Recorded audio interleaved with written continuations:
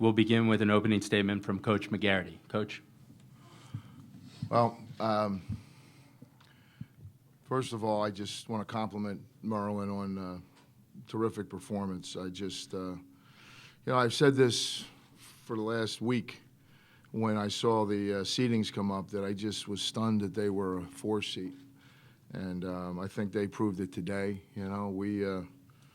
Last time we were here in 2006, we ran into a similar situation when Tennessee was bumped down to a 2 seed, and we were a 15, and they were very, very upset about that. And that's sort of how they played. And we sort of ran into that kind of a buzzsaw today. I thought their offensive execution was flawless at times. All the things that we worked on in terms of trying to formulate a game plan and what percentages we were going to try to play, they just completely blew them out of the water. I mean, they did not shoot the ball well in their last game. They didn't shoot the 3 well against Carolina in the ACC tournament, and whatever they did in the last week getting ready, or last week and a half, because they've been off a long time, obviously, but they just really, really shot the ball well, and they were totally prepared for us. They did a great job defensively on us. I think coming out of the timeout, when we took the lead on Monato's 3, I think the 18-15 lead, I told our kids, you got to brace yourself, because they're going to be upset and they're going to come out, and they certainly did, because that was a devastating run they went on. But we knew what we were in for. We knew we had our hands full, and we knew that we would have to play not a perfect game, but close to a perfect game. And as it turned out, we would have had to have played a perfect game today to be able to win this game. So I'm very, very proud of what we've done. At our level in a 1-bid league, you get to this situation. You always want to be able to say we have a shot, and I think we believe that, but we also knew it was going to be a very big challenge, and it was. I will now open it up to the media for questions. We ask that you please wait for a microphone, and please also identify yourself and affiliation prior to asking your question. Coach, Todd Carton from Testudo Times. Maryland forced you into a lot of turnovers early in the game. Do you think how do you think that affected your team, and did it break your rhythm? No, absolutely. I thought their pressure, what they did was coming out of that timeout when we took the lead. I don't know what the timeline was, but there was about 7, 8 minutes left in the first half. They did a terrific job of switching everything. They committed to switch every single ball screen, every single handoff. And at times, Kelsey, Minato had the center on her. And, I told her in a couple timeouts, I said, Kelsey, this is, and this is not no way disrespectful to the other teams we've played this year. I said, these kids, when you're getting a 6'4" ACC player switching out on you, she's not, she's going to be able to keep you in front of her. So you're going to have to either go by her or create something. And they did a great job. So they obviously looked prepared for that. That was something they had in their game plan defensively. And that switching created a lot of indecision on our part. And, it came, I don't know what the turnover ratio was in the first half, second half. We ended up with 18, which is a lot more than we average. Coach, Gene Wong with the Washington Post. Your team did a good job on a list, as any team has done this season, but it's kind of a pick-your-poison type of deal where Lexi Brown now gets clean looks from outside and Katie Rutan gets those looks too. Absolutely. Yeah. Well, that was the difference. I mean, that was our game plan. Our game plan was, let's try to, one thing we tried to do with Alyssa, and I'll tell you, I haven't been in the women's game that long, honestly. I've been on the men's side. I've coached, I coached the number 2 pick in the NBA draft, Rick Smits, in college. She is one of the best players I have ever seen in terms of her instincts, her ability to, what an unbelievable nose for the ball, and just tremendous. Well, I couldn't believe it. She's so good in person. I knew she was good watching her on tape, but I hadn't seen her live before. So that was a treat in some ways as a basketball person, but it wasn't a lot of fun for these guys, but she's just unbelievable. But we did a pretty good job, I thought, of keeping her in front of us. I mean, she We forced her into a couple tough shots. We doubled her whenever we could, but I mean, to her credit, I mean, she had 4 assists. She just she found people. She's so unselfish, and she goes for a double-double. So, you know, they really hurt us on the boards. That's the worst we've been out-rebounded. I think I can't remember the last time we've been out-rebounded that bad, but you know, we just we didn't do a good job ending possessions. And the way they shot the ball in the second half, if you keep giving them second and third chances, it's just you know, it's so demoralizing. And they did. So they did a great job.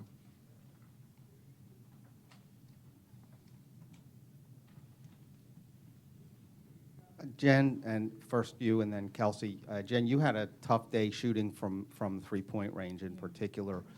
You made one early, but then kind of leveled off. What was Maryland doing that was confusing you or troubling you? And for Kelsey later on, you seemed to heat up a little bit in the second half. What was going on in the second half that you were able to find some space and create some shots? I mean, Maryland did a great job on defense, but, you know, a lot of my shots were pretty open, and I had, you know, the green light to shoot. I just wasn't making shots today, and, you know, unfortunately that's how it goes sometimes. But, you know, I think that we were getting good looks, but we were just unable to hit the shots. Just coming out of halftime, I mean, we're down 24 points, I think. I knew I just had to just play loose, just go for it, and every time I had an open look, even if it was for half a second, I knew I had to shoot because I wasn't getting many clean looks tonight or at all in the first half. And then a couple times they were going under the screen, so I just shot it. I don't know. I was just trying to be more aggressive, just trying to create for my teammates, create for myself, and just kind of score in different ways, I guess. Kelsey, coach mentioned that when you went up 18-15 to brace yourself for a run, what was kind of said there, and just kind of take us through what you were trying to stop when Maryland was going on that big run against you. Yeah. Well, like Coach said, he told us that they were going to come out mad, angry, and really try and attack the basket more, and they did. And we just, like you said, we couldn't end possessions. We couldn't really keep them in front of us, and I don't know. It's like we woke up a beast. Kelsey, Ken McMillan, Times Herald Record. Kelsey, can you talk about having large forwards coming out on you to defend, and how much did it throw off your vision and what you could see out there?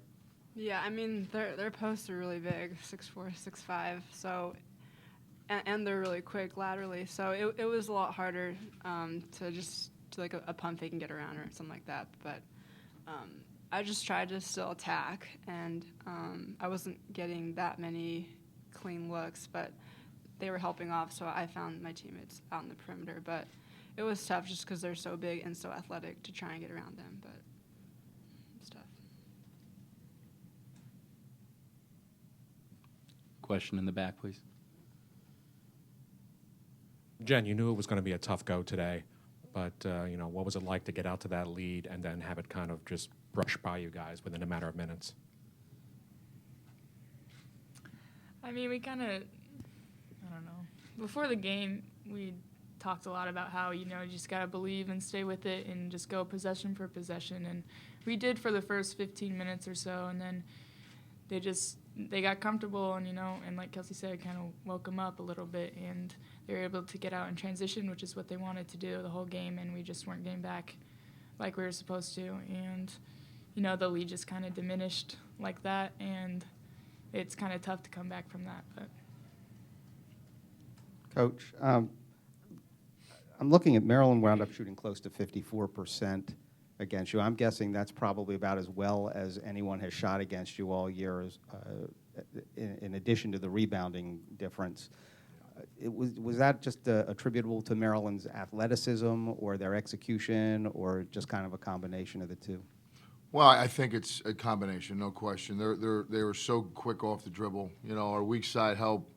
We didn't get the rotations quick enough, and they're a very explosive team. And a lot of their easy shots were off of second shots. They had a lot of they had a lot of follow-ups, they had a lot of putbacks. And for us, we're not a real deep team, and we're we're a little challenged on our front line scoring, as you can see. I mean, my starting front line had 1 field goal. So, you know, we're young. We're a pretty young team. We only lose 1 senior, Jen Haslett, who had a terrific career for us and, you know, had got us here.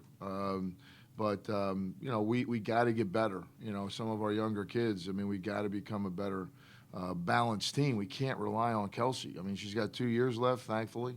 I mean, I'm thrilled about having her back for 2 years, but we got to replace Jen Haslett, and then we got to get our front line kids being more productive. You know, we're excited about everybody back, and we're excited about our recruiting, but you know, I expect to be back here next year. You know, and that's what we talked about in the locker room after the game. You know, we want to be back, and we've got to learn from this. And one of the great things about this team, and I'll wrap it up, is that last year we won the regular season. We were the #1 seed. We lost in the 8-1 game in our tournament on our home floor, and it was devastating.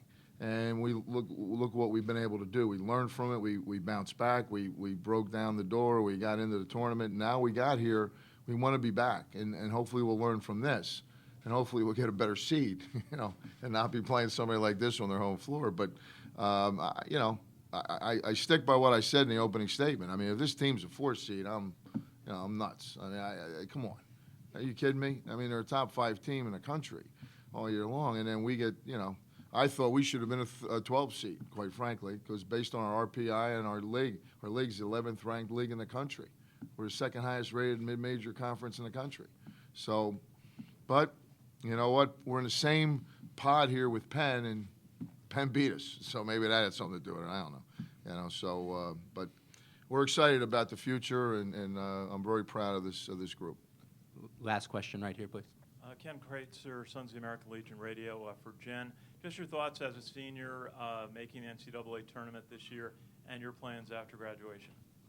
It's been a very memorable experience. You know, it's something that doesn't come very often, you know, especially, you know, it's only happened once in my career. And so, you know, thankfully I'm going out on kind of a high note. And for right now, after graduation, you know, I'm going to obviously be a 2nd lieutenant in the Army. And I'll stay and be a grad assistant for the women's basketball team here until next January. And then I go to my basic officer leadership course down at Fort Lee, Virginia for the quartermaster branch, which is what I branch, and that's like Army logistics. And then after that, I got stationed at Fort Stewart, Georgia, which is near Savannah. So hopefully I'll spend about 2.5 to 3 years there as a platoon leader.